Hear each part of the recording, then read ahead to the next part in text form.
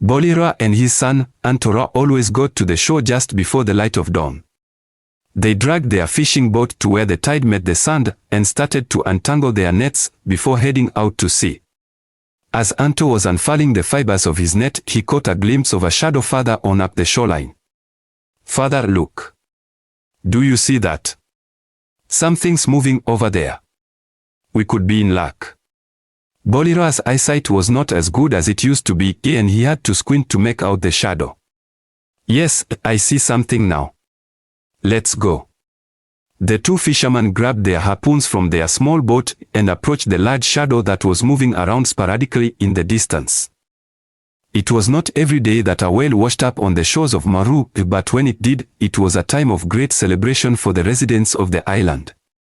The meat and blubber were much prized commodities, and the two men would be greatly honored for sighting it first. They smiled to each other as they neared the shadow of the whale, gripping their harpoons at the ready for the easy kill. The first of the sun's light made its way across the ocean from the west, slowly pulling away the mysterious silhouette of the whale to reveal its true form. Anto was the first to halt and stretch his arm out to stop his father's progress too. "What are you doing, son? We are nearly there. Father, please. Can you see? That's no whale."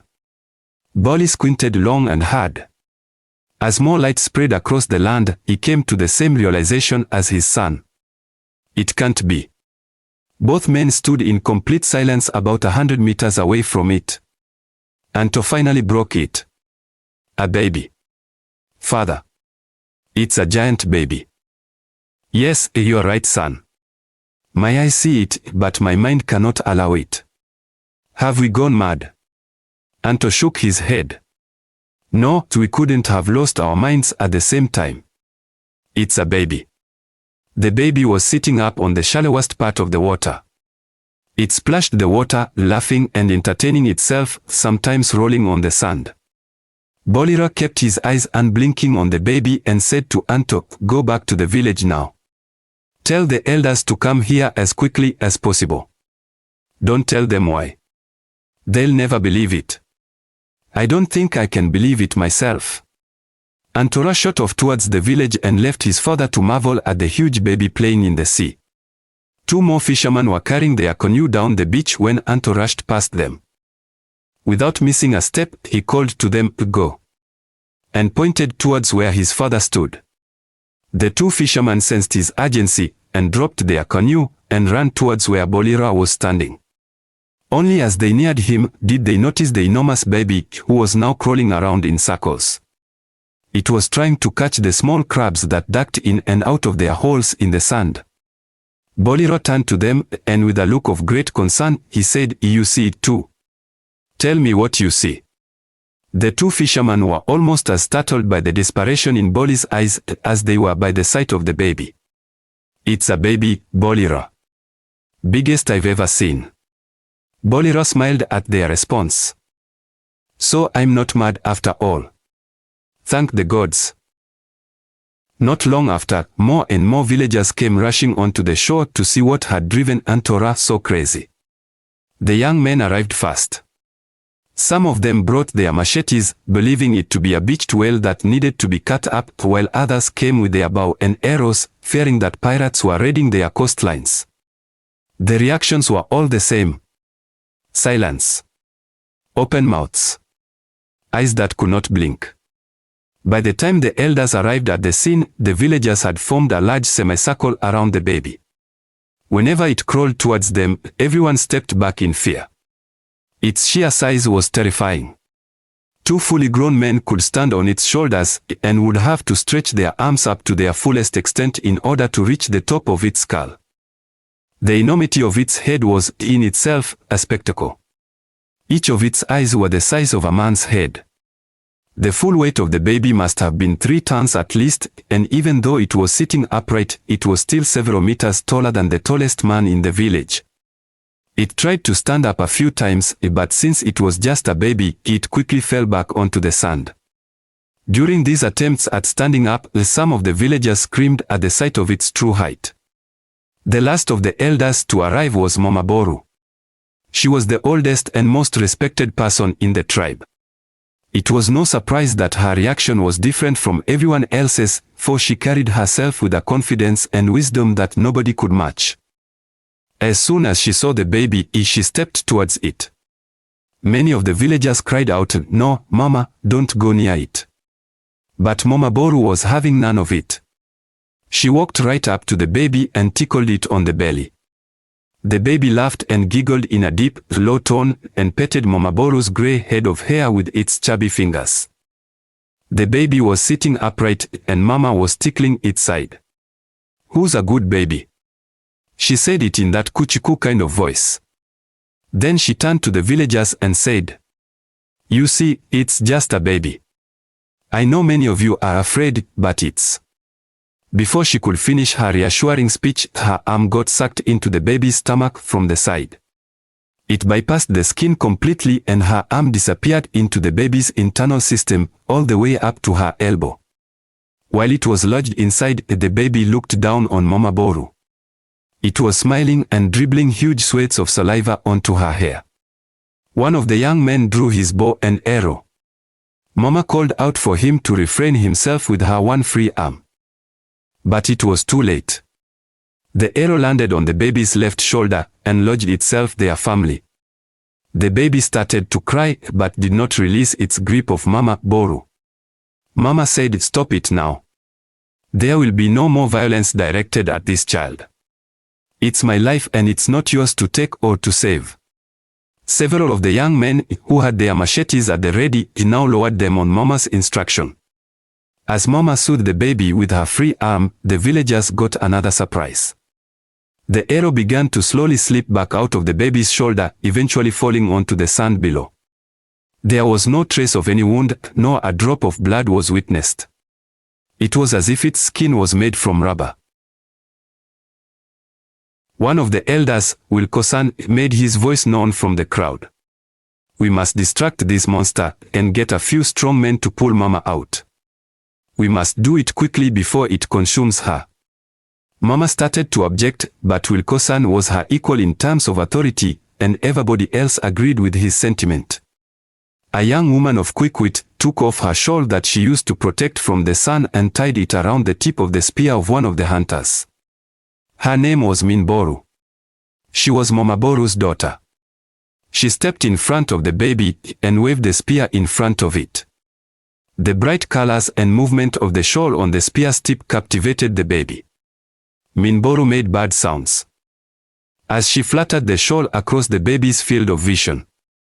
She made sure to keep it close to the baby so as to keep it in its upright sitting position. If it moved too much, then it would have dragged Mama Boru along with it. The baby held out its hands in an attempt to capture the shawl. While it was doing this, Wilco-san ordered 3 young men to sneak up to its side and pull Mama's arm out from its stomach. They pulled as hard as they could, but her arm wouldn't budge an inch. After witnessing this failure, yet another elder stepped up to offer a solution. He was known for his impatience and quick temper. However, in trying times like this, his decisiveness could not be matched. Without a word, he walked up to Mama Boru and drew his machete from his waist and ordered one of the young men to cover Mama's mouth. Before any objection could be made, the machete hacked down on Mama's lower bicep, and after a flurry of quick chops, her severed arm was free from the baby's clutches. Minboru threw her shawl and spear at the baby, and it clutched it with both its hands and began to wave it around the air, all the while giggling and babbling to itself. The villagers quickly tended to Mama, and some of them carried her back to the village to treat the grievous wound. Wilco-san ordered everybody back to the village, which was only half a kilometer past the slope from where the soil met the sand of the beach. The 3 young men who were ordered to pull Mama out were tasked to watch the movements of the baby from a safe distance. They gazed at it in disbelief as it crawled up the beach and curled into the sand and fell asleep. "What kind of curse is this?" said one of them. The sun grew higher and hotter, but it did not seem to bother the baby. It slept undisturbed under the dangerous heat. There was great commotion and sense of fear within the village. Ali Moore, who was the elder priest, gathered everyone into the public square, which was just a large patch of trampled down sand under a roof sawn from reeds and mud and supported by 4 large palm tree trunks on each corner. They sat awaiting Ali's words of reassurance. I have gathered you here today so that we can openly discuss the anomaly that has washed ashore onto our good island of Maru. I suspect that many of you have questions about the baby on the beach. It is my responsibility as the elder of the oracle to give answers to inquiries about the unknown. It is also my responsibility to tell you the truth about my ignorance on some matters. I'm afraid that this is one of them. There is no mention of such an event ever to have taken place in the stories of our ancestors. Nor has there even been a reference of a giant baby washing ashore in our scriptures. It is true that Tangaroa, Almighty God of the ocean, may well have placed this baby onto our care, but we can only speculate at this moment in time. Despite my own misgivings, I offer you this as my sole interpretation. There is no doubt that this is the work of the gods. They very well could be testing us, so we must proceed with caution. Whether it's a curse or a blessing is yet to be determined. I have but one demand of you, my brothers and sisters. None of us have the right to act upon our speculations. Nor should we craft our musings into stated facts. We must observe the baby's movements and behaviors until a more solid conclusion can be made. Allow me to hand you over to Elder Sandokan. The villagers murmured and whispered among themselves. Sandokan, who was the man who cut Momaboru's arm loose, stepped up to address the audience. When he glared at them in silence, their murmurs quietened down. Listen up, he said. I will only say this once. Ali Moore is correct in his judgment. We would be fools to interact any more with the baby today. For the rest of the day, no one is to leave the village except for those who have been tasked to observe the baby's movements. Anyone who disobeys this order will expose themselves to the lashings of the law. Mothers, watch your children carefully. Their curiosity will not be excused, and your lack of diligence will be subject to the law. Tomorrow morning, we elders will meet in the central hut to decide on what to do about the baby. Proceed with your tasks and chores as normal. We can't stop you from exchanging opinions on this matter, but remember what Elder Priest Ali Moore has told you. Your opinions are far from the truth. We hope that we can all agree on what is true and what is not in the days to come. The day passed slowly for the villagers. Everyone chattered while they went about their tasks. When the men who had been watching the baby came back to the village, they were swayed by crowds of people who asked them what the baby was doing on the beach. There was an obvious sense of disappointment as the guards explained to them that the baby had not stirred from its slumber all afternoon. They asked about how it did not burn under the intense heat of the sun, and some offered to bring it water. But Sandokan, who was the elder of the law, was stubborn in his mandates, and they did not even try to approach him on the matter. Indeed, if the baby was really a design of the gods, it would want for nothing. As the sun set in the evening, the guardsmen saw that the baby was stirring from its slumber. Its skin was unaffected by the sun's heat, and it happily crawled about the shoreline, splashing at the waves, and building crude mounds made from the mixture of sand and water. The clouds on the horizon began to form together into thicker and blacker concentrations. A storm was approaching from the west. This was not unusual, as it was monsoon season. But the guardsmen were still required to keep watch on the baby even when the storm would reach its height. Wilcosan ordered some of the villagers to bring some wooden planks and reeds from the village. And they built a makeshift shelter between 2 trees that would give a small semblance of protection for the guardsmen when the storm hit. The baby didn't seem to mind the coming storm. On the contrary, it raised its hands into the air when the wind came blowing onto the beach and opened its large mouth to catch the first large globes of rain that fell. When the thunder and lightning cracked open in the sky, it laughed and tried to replicate the sounds. The guardsmen sheltered behind their makeshift wooden frames as the wind battered the coastline. Rain poured relentlessly onto their bodies, and it became so thick that they lost sight of the baby after a while. They started to panic. There was only one thing they feared more than the baby, and that was Sandokan. He was a ruthless taskmaster and upholder of the law. None of the guardsmen wanted to be held responsible for failing their duties, so they pushed themselves against the force of the wind and made towards the sea in an effort to locate the baby's position. They hoped that the storm washed it back into the sea. But the gods don't work in the way mortals want them to. The baby crawled out from the thicket of the storm, much to the chagrin of the guardsmen. They stepped back, but the baby kept inching forward. When it came too close, they poked it with their spears, but the tips seemed to bounce back when they touched its skin. They could tell that these pokes angered the baby, and it crawled faster towards them with its face contorted by the annoyance. The low tones of its babble and gargles mixed into the howls of the wind and the slashing sounds of rain. At one point, the baby got too close to one of the guardsmen. The utter enormity of its head caused his legs to buckle under him in fear, and he collapsed onto the sand. The baby crawled over him, and the whole front side of his body became plastered onto the belly of the baby. The man's legs and arms dangled onto the skin, and his whole face was submerged into the baby's stomach, with only the back of his head sticking out. The remaining two guardsmen dropped their spears and turned around in horror towards the village. They rang the signal bell that was usually only reserved to call for village meetings. Some of the men came out from their huts, as well as the elders. Boliro directed everyone into the confines of his hut. "What happened?" asked Boli to the guardsmen. They explained the situation. Even Sandokan, who was a harsh disciplinarian, did not reprimand the guardsmen for their retreat. Bolira said, "There's a strong possibility that the baby will come to our village this night. Go back to your huts and guard your families as best you can. We must wait until the morning's light before taking action." Sandokan agreed, and every man went back to his hut. Every adult villager that night did not sleep a wink. Whenever they found themselves slipping into slumber, the visions of the baby crawling into their huts with its drooling mouth set their senses alight again. The next morning, most of the villagers came from their huts. With weary eyes, they surveyed the damage done by the storm.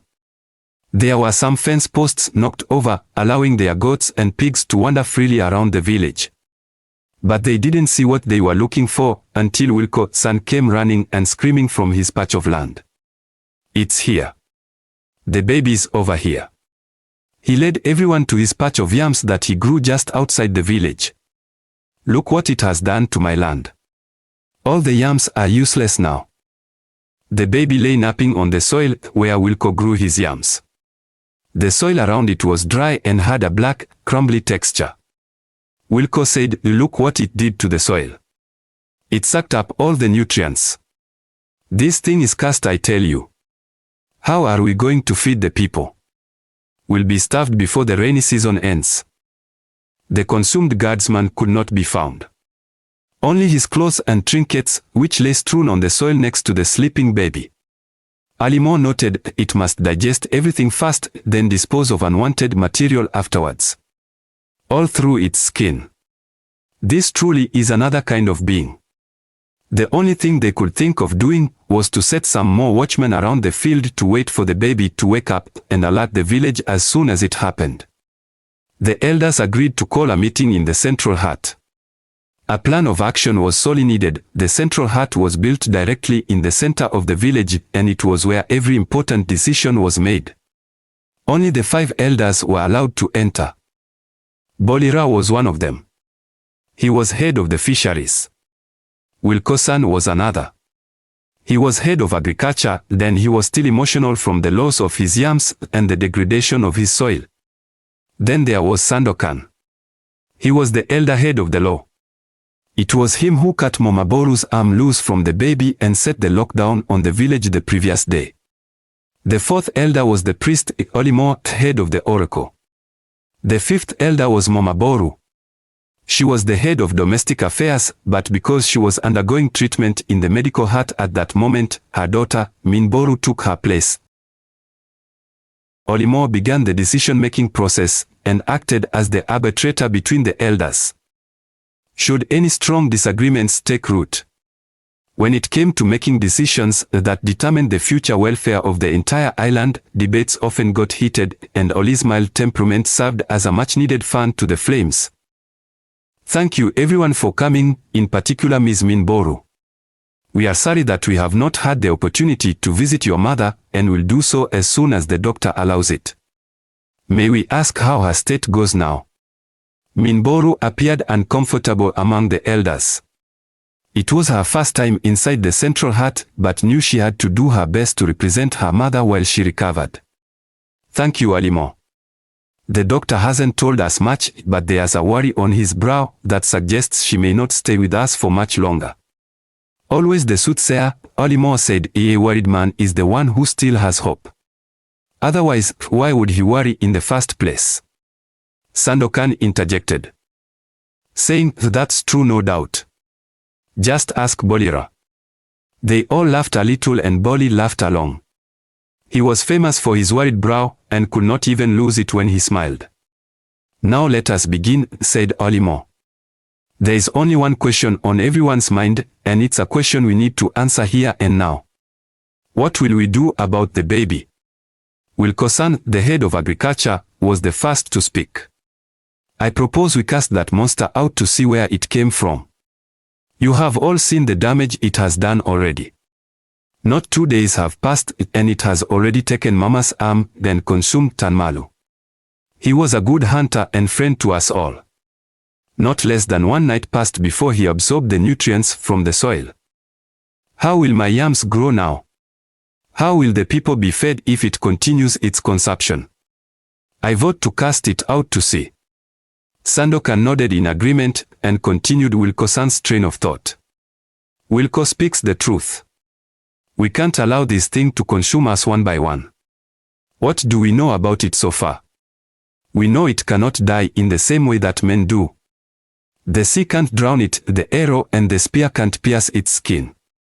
The sun can't burn it, and the monsoon storms can't blow it away. Alimo, I don't mean to disrespect your interpretation, but yesterday you told us you were certain that this baby belongs to the gods. I disagree. Not our gods. What kind of gods send such suffering to wreak havoc and misery upon their loyal worshippers? And in the form of a giant baby, no less. How they mock us. Don't you think? I vote with Wilco-san. Let us cast it out to sea. Alimo looked about the room. Seeing that Bolira and Minboru appeared reluctant to speak, he made his own thoughts known. If I may cast an alternative path to take. Mother Goddess, Hina, watches over all of us. I do not say that with abstractions. You can see her in the moon. You say that the baby must belong to some other god. Maybe on the other side of the world there are people who give the gods different names. We can call the moon whatever we like, but when all is said and done, there is only one in the sky. Her name is Hina, and we are all of her children. I believe this baby to be sent by her. And she is asking us to care for it. To cast it out to sea is to turn our backs on all that we believe and everything we are. I vote to keep the child while practicing caution around it. We should view it in the same way as we do the storm. It causes damage to our houses and our livestock, but also gives us fresh water to drink and allows our crops to grow. Wilco-san and Sandokan objected to Alimo's vote with ferocious vehemence, and Sandokan in particular could barely contain his rage.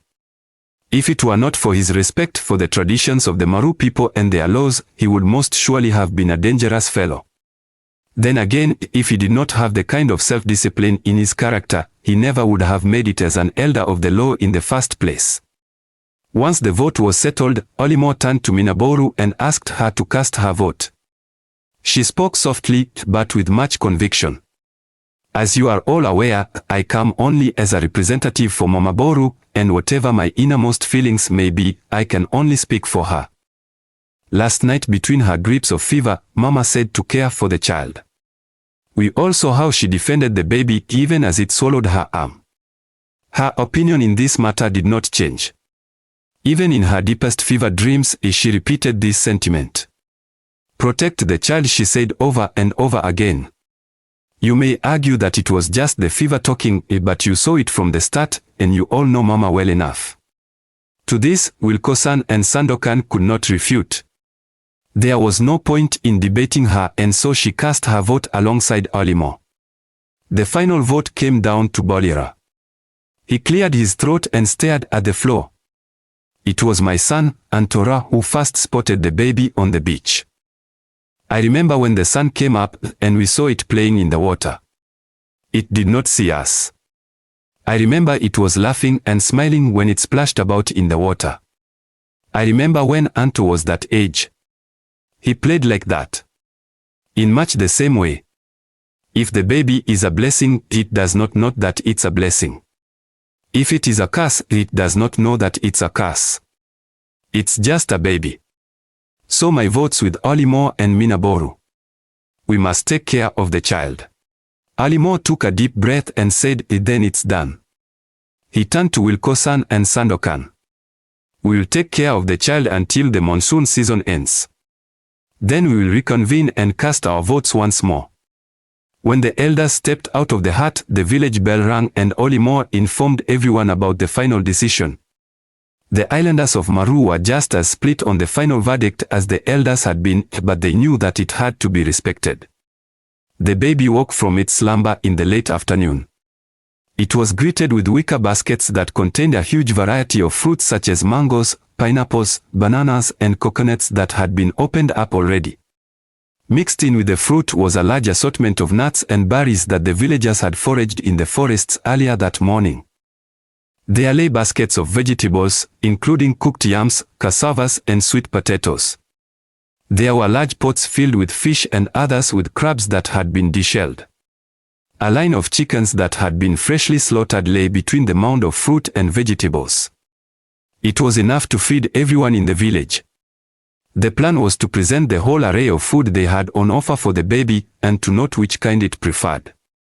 They waited in anticipation to see which type of food the baby would choose. It chose them all. It ate the softest food, such as mangoes and bananas, through its mouth.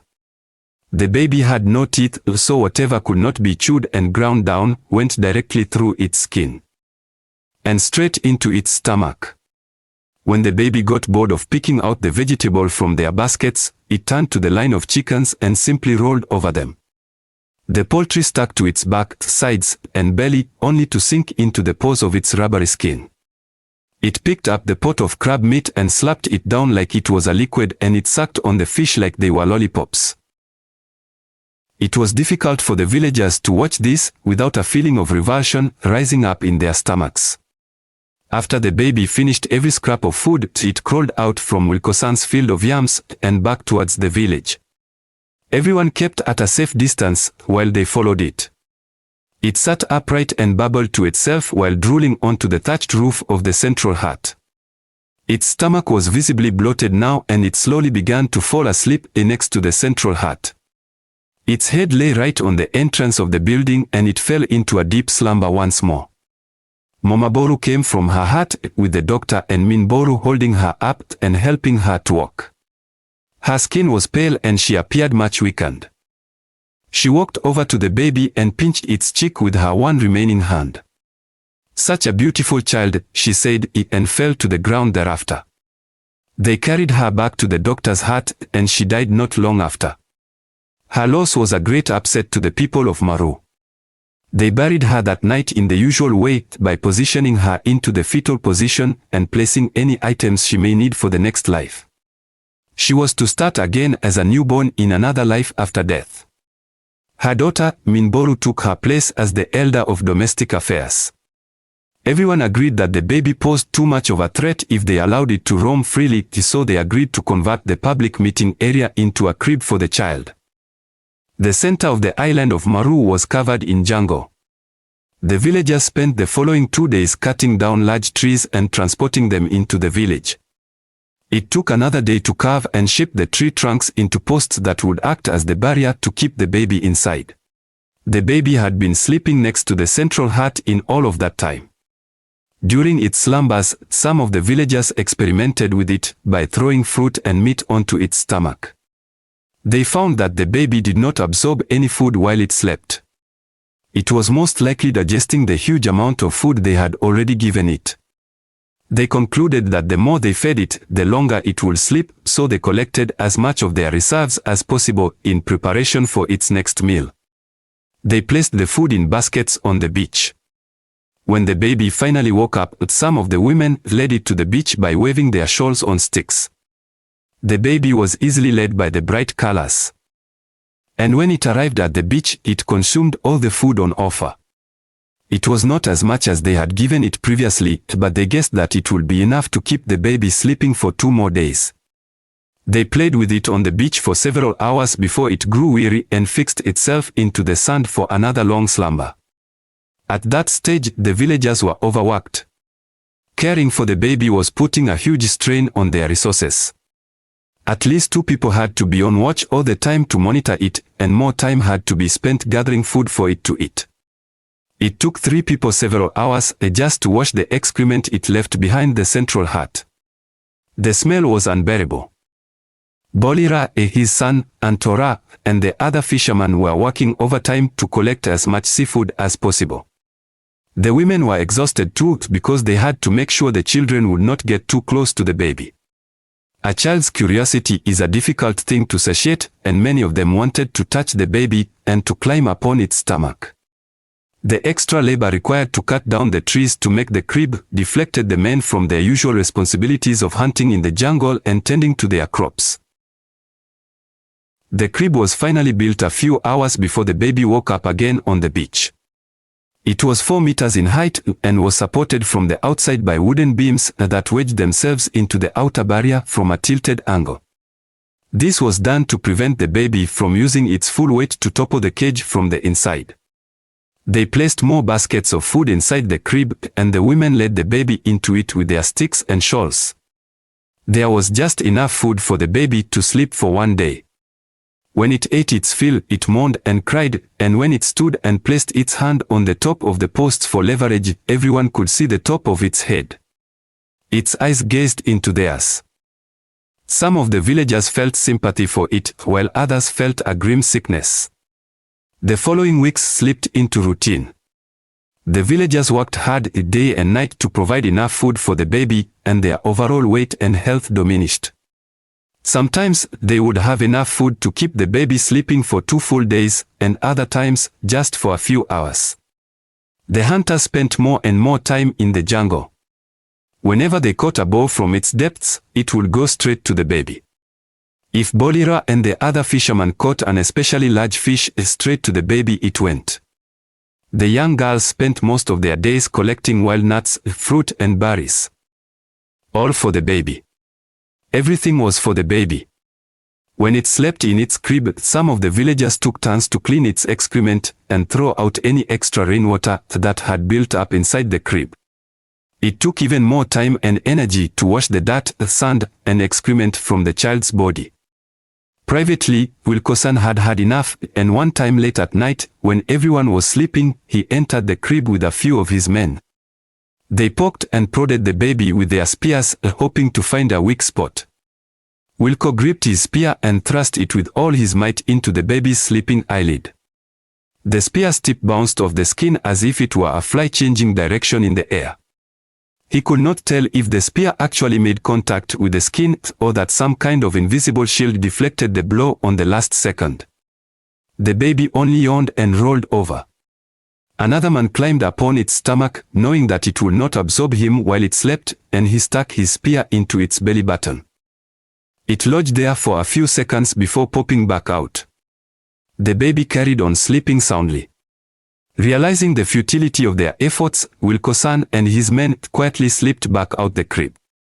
They did not tell anyone about their efforts that night. If Sandokan found out, their actions would be held up to the law without question. From then on, no more attempts were made at the baby's life, and the routine continued as normal. It seems that no matter how absurd the situation we find ourselves in, the absurdity loses its potency when we live in it for long enough. With the passing of time, all abstractions manifest themselves into reality. When he first sighted the baby on the shore, Boliro believed that he had gone mad. Now he could not imagine a world without the baby, and like many others, he accepted the new reality. However, there were still many others who complained of the daily burden it had placed upon them. The people were weary, and understandably so. There was no easy answer, and the elders would soon convene in the central hut once more to reassess the question of what to do with the baby. When the last storm of the monsoon season spilled its final drop of rain, the 5 elders entered the central hut. Their cheeks were sunken and eyes darkened from lack of sleep and adequate nutrition. For all of them, the last few months had been the most trying of their lives. Olimor initiated the convention. Before we begin, I want to let you all know that I have never been so proud to call myself a man of the Maru. The gods have witnessed our dedication in caring for their child, and I believe that our efforts will be rewarded in the next life. If you may allow me, I will cast my vote first. The elders nodded, knowing what his vote would be. I, Olimor, elder of the oracle, vote to keep protecting the child of the gods as long as we are able. Through our love and compassion, we have transformed our fear of the unknown into the joy of what we know is just. It fills my heart most completely. Wilcosan cast his vote next. My vote remains the same as it was in the beginning. If we continue to destroy ourselves on account of this beast, yes, I say beast, because all it does is eat and shit and sleep, and we need to lock it in a cage. If we continue to destroy ourselves to soothe the endless hunger of the beast, then who will take care of it when we are gone? The gods. If it really was a child of the gods, then why did they abandon it? You know where I stand, and have always stood on the matter. I vote to cast it out to sea. Bolira was next to speak. It's true what Wilcosan has said. The baby has placed a great strain upon our people, but this is the natural burden of maintaining life. Every parent must go through it. My original vote remains the same. I vote to keep caring for the baby. Sontosan took his turn to cast his vote. This has not been easy for any of us, but, like Oli, I am proud of the way we handled it. The discipline and endurance of our people has inspired me most remarkably, and my heart has softened towards the baby in these intervening months. However, I must follow the practicality of my nature. To me, the welfare of our people comes before the off chance that we are really dealing with a child of the gods. I vote with Wilcosan on this. Cast it out to sea. The final decision was all down to Minboru. She said, when we first made the decision, I told you that it did not matter about my own feelings towards the baby. I simply cast my vote on Mama's behalf. Now I feel that I can share with you what I felt that day. I wanted to cast the baby out to sea. Many nights I laid awake with much deliberation. I sought the answers within the deepest recesses of my heart and could not accept the burden of our people. Perhaps I lack the compassion of my mother and of Olimor and Bolira, but we must follow the direction of our nature. I vote to cast the baby out to sea. And so it was decided. Olimor addressed the crowd outside, much to the dismay of several villagers. A rebellion almost broke out upon hearing the verdict, but Sandokan and Wilcosan rallied their men together, and Sando's threat of violence stamped out the mutiny before it could go further. The baby looked over its crib, not knowing what all the fuss was about.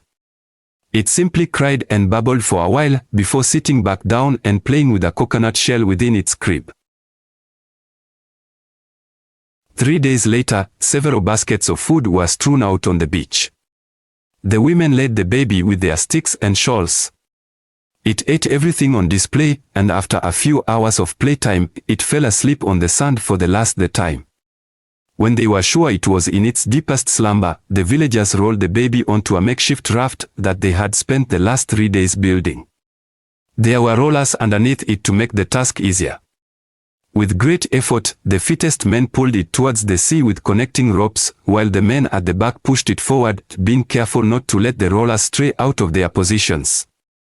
It took the full strength of 15 men to get it moving. They tied the ropes to their fishing boat in the front of the raft and linked some more boats to the side of it when it started floating in the water. All the men in the boats started rowing with their oars, and several others were waist deep in the water, guiding the raft further out to sea. After the first few surfs were traversed, the sea became more settled, and the men on the boats rowed for several nautical miles into the darker patch of deep sea. Bolira was in one of the front boats, pulling the baby forward. When he felt that they were out far enough and the wind blew against their backs, he called to the men to unlink their boats from the raft and allowed it to float further out into the vastness of the ocean. Bolira could not help but weep a little bit as the figure of the baby receded into the horizon. He felt that he had let it down. There were no thoughts about the gods. No guilt that he betrayed them. He simply felt a sorrow for the baby and worried that it would get lonely out there by itself. The other men on the boats felt the same. Even though some of them were happy that the burden was finally lifted off them, they could not escape that human feeling of empathy. They sailed back to Maru in silence. The next day, Bolira and his son, Antora, got to the shore just before the light of dawn. They dragged their fishing boat to where the tide met the sand and started to untangle their nets before heading out to sea. As Anto was unfurling the fibers of his net, he noticed that the tide had receded and the sea level appeared much lower than usual. When he looked over at the sea's horizon, he realized that a colossal shadow covered the skyline and was rushing in towards them, growing ever larger by the second. Anto said, "Father, look. Do you see that?" Bolira squinted his eyes out to the sea. The sun's first light shone upon the monstrous wave, causing the water to glint a little. "I can't see a thing," he said. Anto dropped his net in confusion. "What, you don't see that wave? It's coming fast, we need to go." Bolira turned to his son and said, "If you see one thing, and I see another, then one of us has lost our mind." Anto turned his gaze from the approaching tsunami and looked directly at his father. He noticed that his usual worried brow had disappeared and he was smiling. Not directly at him, but straight through him. As the wave loomed over them, the parent and his child embraced for one last time.